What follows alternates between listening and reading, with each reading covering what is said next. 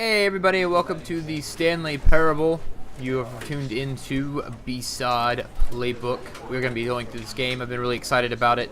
Have not really got to see too much, so I'm going through this blind. So yeah, here we go. Is never the end, is never the end, is loading. This is the story of a man named Stanley. Stanley worked for a company in a big building where he was employee number 427. Employee number 427's job was simple.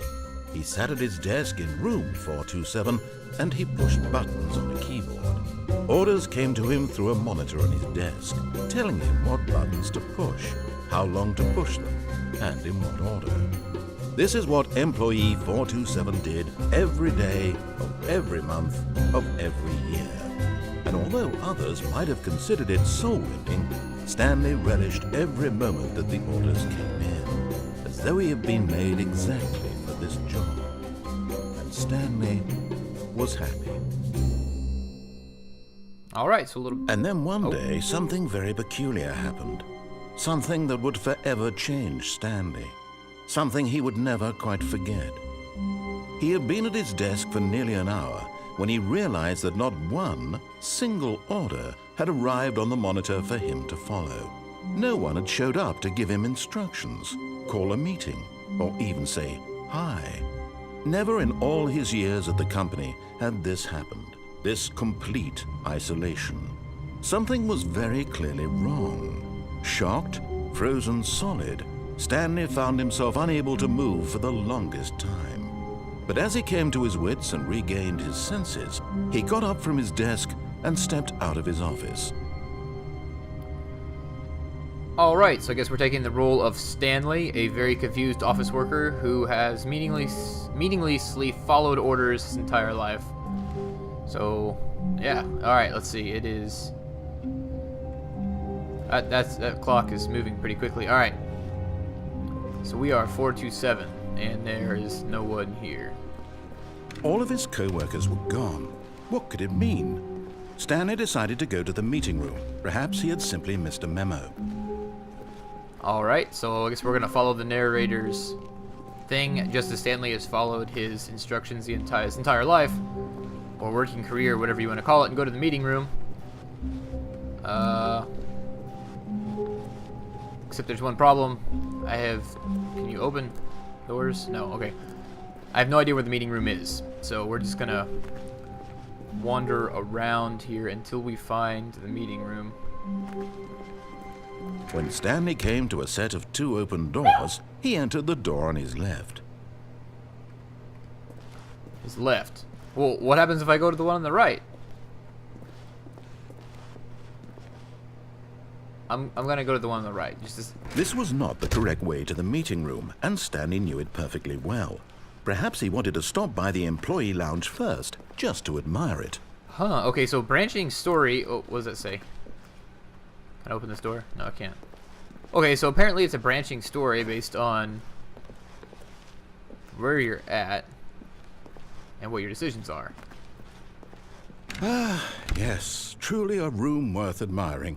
It had really been worth the detour after all, just to spend a few moments here in this immaculate, beautifully constructed room. Stanley simply stood here, drinking it all in. Immaculate? I wouldn't call this immaculate. We got some pictures here, a few chairs, a really, really gaudy blue carpet that looks like... Yes, really, really worth it being here in the room. A room so utterly captivating that even though all your co-workers have mysteriously vanished, here you sit looking at these chairs and some paintings. Really worth it. Okay, see, now the narrator is being kind of rude here. But eager to get back to business, Stanley took the first open door on his left. Okay, I'm gonna go ahead and follow the narrator's... Well, okay, so we got a... Well, that looks kind of scary. What's in here? Looks like a control room with some blueprints. Can I go in there? You know, I'm gonna follow the director here. And so he detoured through the maintenance section, walked straight ahead to the opposite door, and got back on track. Should we get back on track? I think I'm gonna go to the red button. Button? No? Red button. Down. Yes. Alright, guess not. So we're just gonna walk this direction. Let's see. Okay, maybe this was... Okay, I get it. So, just a detour. Yet there was not a single person here either.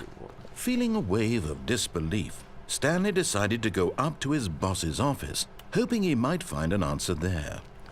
Well, those are definitely some good, let it ball up inside you, take it out passively aggressively on other coworkers, and resent coworkers. Oh, using slides that assure employees that everything is okay. Make sure your slide has a slight blue graphic in the header and throw some bevel on all the text. This will ensure a calm and productive work environment.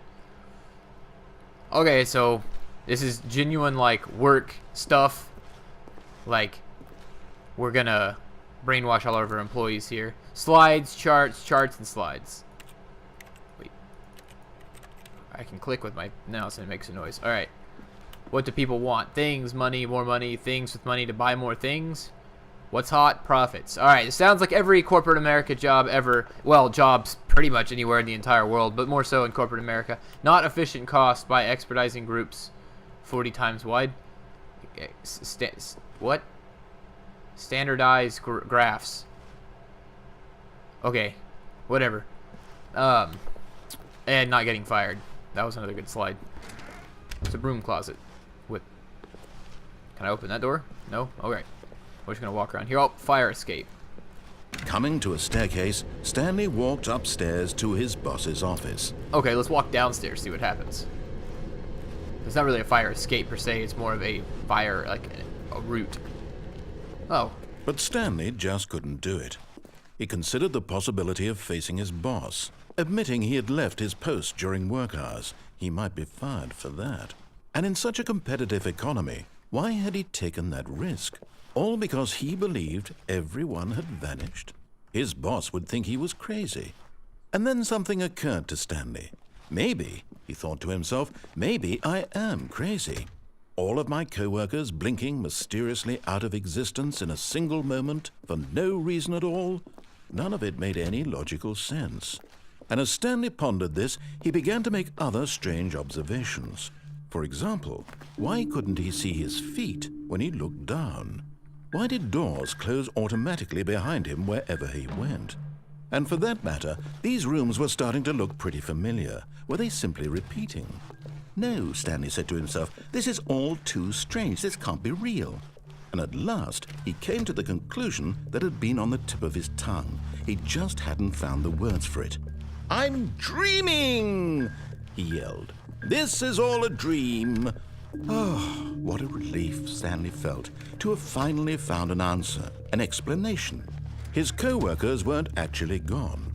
He wasn't going to lose his job. He wasn't crazy after all. And he thought to himself, I suppose I'll wake up soon. I'll have to go back to my boring real-life job pushing buttons. I may as well enjoy this while I'm still lucid. So, he imagined himself flying and began to gently float above the ground. Then he imagined himself soaring through space on a magical starfield, and it too appeared. It was so much fun, and Stanley marveled that he had still not woken up. How was he remaining so lucid? And then perhaps the strangest question of them all entered Stanley's head. One he was amazed he hadn't asked himself sooner. Why is there a voice in my head dictating everything that I'm doing and thinking? Now the voice was describing itself being considered by Stanley, who found it particularly strange. I'm dreaming about a voice describing me, thinking about how it's describing my thoughts, he thought. And while he thought it all very odd and wondered if this voice spoke to all people in their dreams, the truth was that, of course, this was not a dream. How could it be? Was Stanley simply deceiving himself, believing that if he's asleep, he doesn't have to take responsibility for himself? Stanley is as awake right now as he's ever been in his life. Now, hearing the voice speak these words was quite a shock to Stanley. After all, he knew for certain, beyond a doubt, that this was in fact a dream. Did the voice not see him float and make the magical stars just a moment ago? How else would the voice explain all that? This voice was a part of himself too. Surely, if he could just... He would prove it. He would prove that he was in control. that this was a dream. So he closed his eyes gently, and he invited himself to wake up. He felt the cool weight of the blanket on his skin, the press of the mattress on his back, the fresh air of a world outside this one. Let me wake up, he thought to himself. I'm through with this dream. I wish it to be over. Let me go back to my job. Let me continue pushing the buttons. Please, it's all I want. I want my apartment, and my wife, and my job. All I want is my life exactly the way it's always been. My life is normal. I am normal. Everything will be fine. I am okay. So Stanley is trying to convince himself that he is dreaming. Stanley began screaming. Please, someone, wake me up. My name is Stanley. I have a boss. I have an office. I am real. Please, just someone tell me I am real. I must be real. I must be. Can anyone hear my voice? Who am I? Who am I? And everything went black.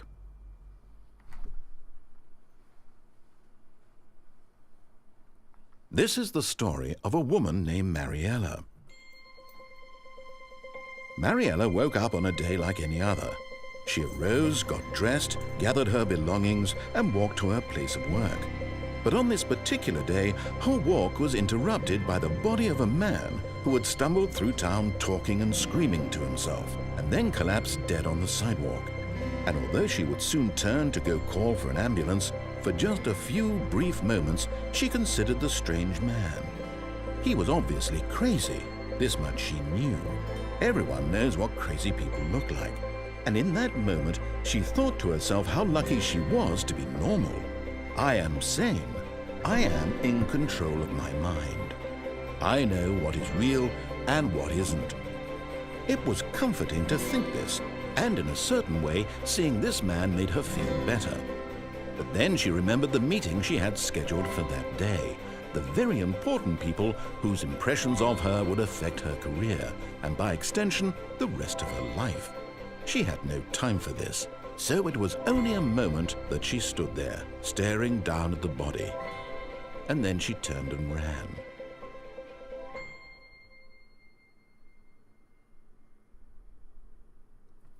Okay, so Stanley is trying to convince himself that he was... Okay, so apparently Stanley was trying to... All of his co-workers were gone. What could it mean?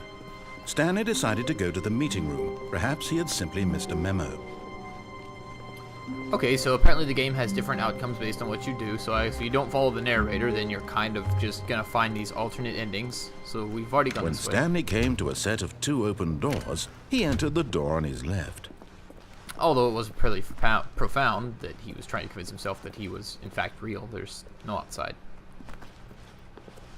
Yet there was not a single person here either. Feeling a wave of disbelief, Stanley decided to go up to his boss's office, hoping he might find an answer there. Okay, so we Coming to a staircase, Stanley walked upstairs to his boss's office. definitely want to go up because down is not the correct choice here. Well, one crazy boss here. What's up? Like velvet, like working for Spider-Man. Stepping into his manager's office, Stanley was once again stunned to discover not an indication of any human life. Shocked, unraveled, Stanley wondered in disbelief who orchestrated this. What dark secret was being held from him? What he could not have known was that the keypad behind the boss's desk guarded the terrible truth that his boss had been keeping from him. And so the boss had assigned it an extra secret PIN number, 2845. But of course, Stanley couldn't possibly have known this. Okay, so somehow we found out about it. Behind the desk, 2845. Stanley just sat around twiddling his thumbs, Trying to input anything on the device was useless, since he could never possibly know that the combination was 2845. Did not see that on the wall. Alright, there we go. It's 2845. Yet incredibly, by simply pushing random buttons on the keypad, Stanley happened to input the correct code by sheer luck. Amazing. He stepped into the newly opened passageway. Okay. So we have some maniac boss that is keeping us working for some reason. Oh, that's another... I don't know. Maybe those are checkpoints. Alright. Let's walk. It's very dark in here. Okay. No? Oh, okay. You can click on buttons. That's how you go down. Alright. And we're loading again. Nice. So far, Stanley's realized that all of his coworkers are gone. And his boss is gone, and his boss is some crazy... Descending deeper into the building, Stanley realized he felt a bit peculiar. It was a stirring of emotion in his chest, as though he felt more free to think for himself, to question the nature of his job. Why did he feel this now, when for years it had never occurred to him? This question would not go unanswered for long. Anyways, he's got some crazy duties working for him. Stanley walked straight ahead through the large door that read Mind Control Facility.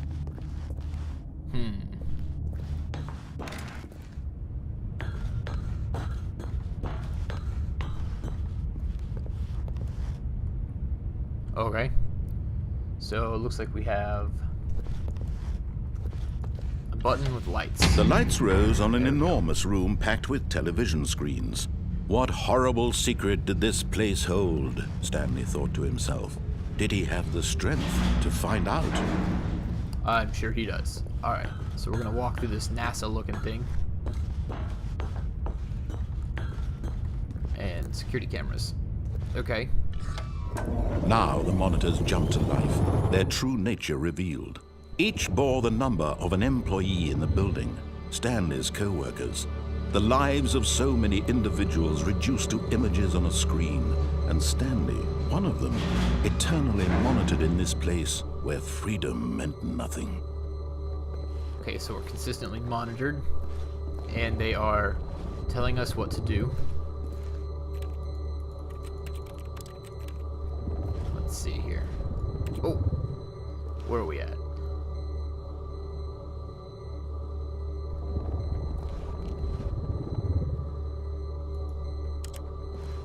Okay.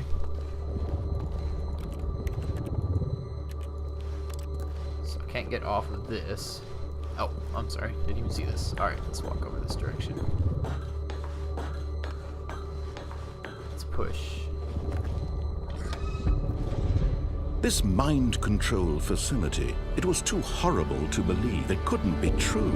Had Stanley really been under someone's control all this time?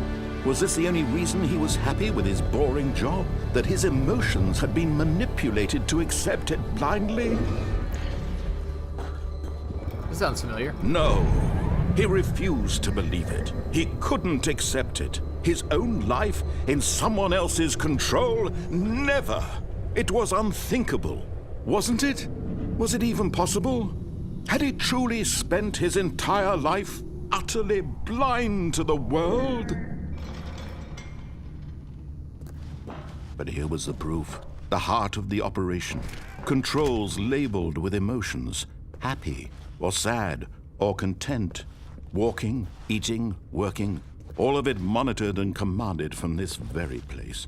And as the cold reality of his past began to sink in, Stanley decided that this machinery would never again exert its terrible power over another human life. For he would dismantle the controls once and for all.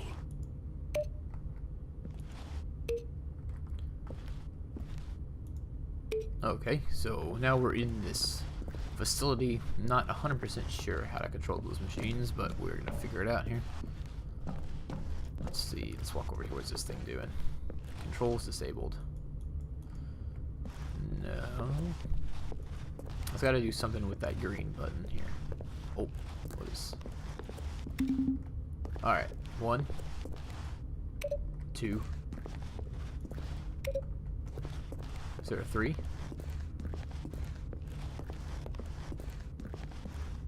No. Power. Power. Okay, none of those do anything.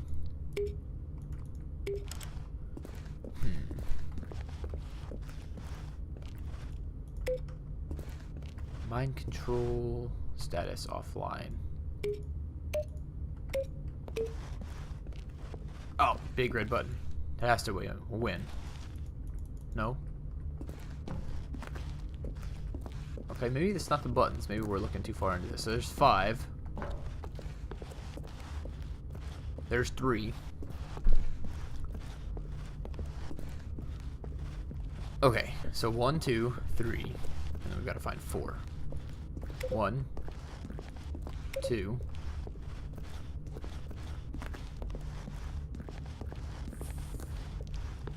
3. Oh, okay, so it's wrong. Okay, so 4 is up there. 1. No. 1. No. 2. Made slightly different noise. 3. No. Does that mean wrong, or is that just a different noise? Because the other ones were like slightly varied in tone here. Okay, let's go up and to the left, and 4. 4. Okay. Let's go find 5.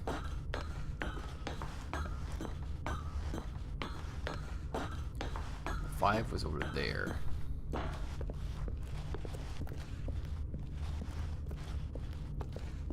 And then there's a big red button. 5. No. Mind controls idle. Awaiting input. Really big screen. Seems a little overkill. Oh, system power. And when at last he found the source of the room's power, he knew it was his duty, his obligation, to put an end to this horrible place and to everything it stood for. So, does that mean on?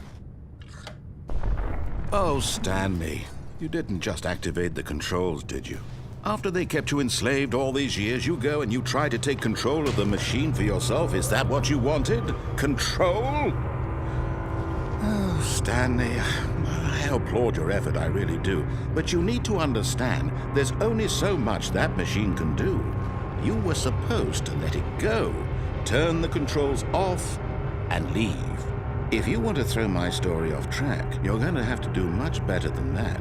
I'm afraid you don't have nearly the power you think you do. For example, and I believe you'll find this pertinent, Stanley suddenly realized he had just initiated the network's emergency detonation system. In the event that this machine is activated without proper DNA identification, nuclear detonators are set to explode, eliminating the entire complex. How long until detonation then? Let's say 2 minutes. Oh, okay. Now this is making things a little more fun, isn't it, Stanley? It's your time to shine. You are the star. It's your story now. Shape it to your heart's desires. Oh, this is much better than what I had in mind. What a shame we have so little time left to enjoy it. Mere moments until the bomb goes off. But what precious moments each one of them is. More time to talk about you, about me, where we're going, what all this means. I barely know where to start. What's that? You'd like to know where your co-workers are? A moment of solace before you're obliterated? All right, I'm in a good mood. You're gonna die anyway. I'll tell you exactly what happened to them. I erased them. I turned off the machine. I set you free. Of course, that was merely in this instance of the story. Sometimes when I tell it, I simply let you sit there in your office forever, pushing buttons endlessly and then dying alone. Other times, I let the office sink into the ground, swallowing everyone inside, or I let it burn to a crisp. I have to say this, though, this version of events has been rather amusing. Watching you try to make sense of everything and take back the control wrested away from you, it's quite rich I almost hate to see it go. But I'm sure whatever I come up with on the next go-around will be even better. My goodness, only 34 seconds left. But I'm enjoying this so much. You know what? To hell with it. I'm going to put some extra time on the clock. Why not? These are precious additional seconds, Stanley. Time doesn't grow on trees. Oh dear me, what's the matter, Stanley? Is it that you have no idea where you're going or what you're supposed to be doing right now? Or did you just assume when you saw that timer that something in this room was capable of turning it off? I mean, look at you. Running from button to button, screen to screen, clicking on every little thing in this room. These numbered buttons, no, these colored ones. Or maybe this big red button, or this door. Everything, anything, something here will save me. Why would you think that, Stanley? That this video game can be beaten? Won? Solved? Do you have any idea what your purpose in this place is? Stanley, you're in for quite a disappointment. But here's a spoiler for you. That timer isn't a catalyst to keep the action moving along. It's just seconds ticking away to your death. You're only still playing instead of watching a cutscene because I want to watch you for every moment that you're powerless, to see you made humble. This is not a challenge. It's a tragedy. You wanted to control this world, that's fine. But I'm going to destroy it first, so you can't. Take a look at the clock, Stanley.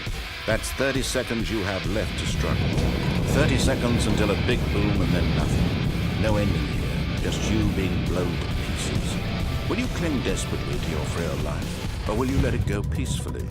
Another choice. Make it count. Or don't. It's all the same to me, all a part of the joke. And believe me, I will be laughing at every second of your inevitable life from the moment we fade in until the moment I say, happily ever up. Wow. That was really, really incredible. So it's probably going to put us right back in the very beginning of the game. Wow, incredible. Okay. Well, I think that is it for the first episode. I know this is a lot more of the narrator talking than me, but I'm enjoying this. Hopefully you are too. I will see you guys next time. Peace.